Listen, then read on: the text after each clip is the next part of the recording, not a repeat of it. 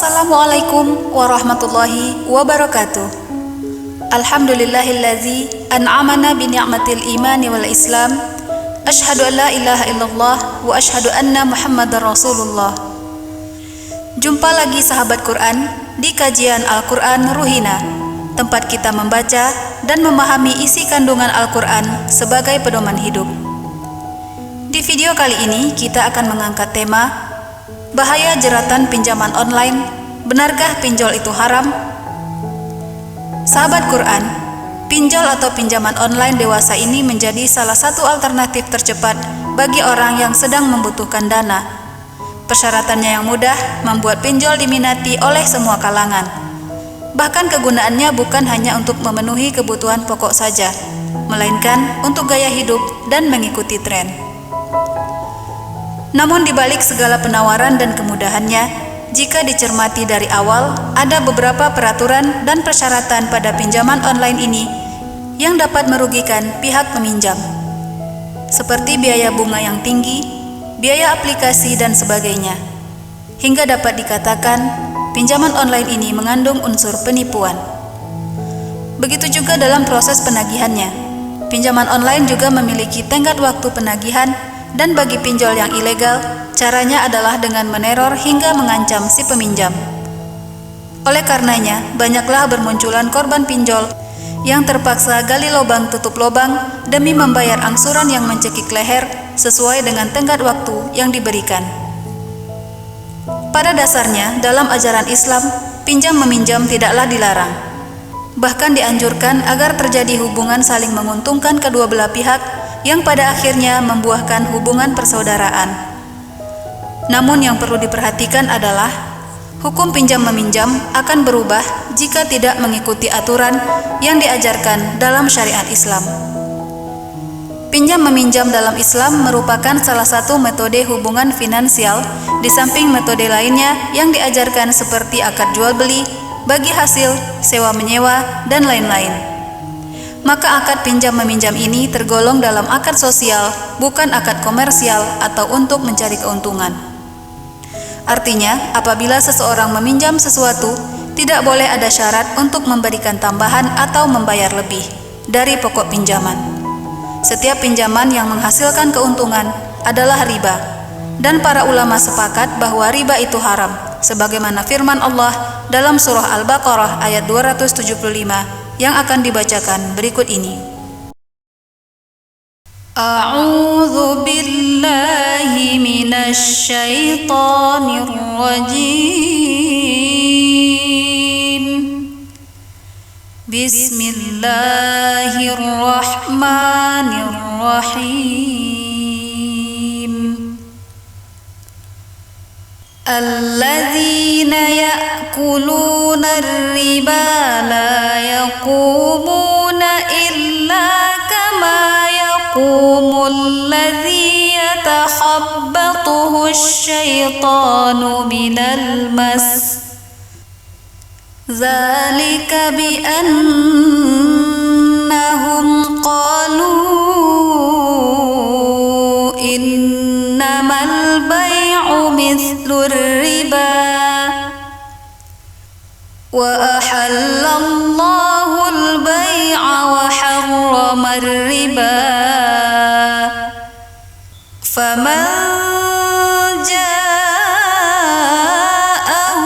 maw'izatun min rabbih fantaha falahu ma salaf wa amruhu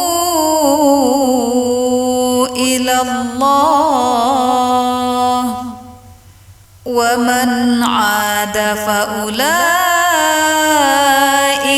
ashabun nari hum fiha khalidun.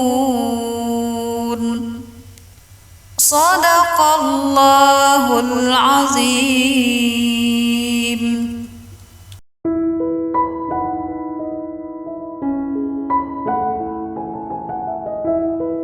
Sahabat Quran, dengan didasari ayat ini, maka pada Ijtima Ulama Komisi Fatwa Majelis Ulama Indonesia yang digelar pada November 2021 lalu, ditetapkan bahwa Aktivitas pinjam-meminjam termasuk di dalamnya pinjaman online diharamkan jika terdapat unsur riba, ditambah lagi jika ada unsur ancaman dan membuka aib seseorang kepada rekan atau keluarga orang yang meminjam.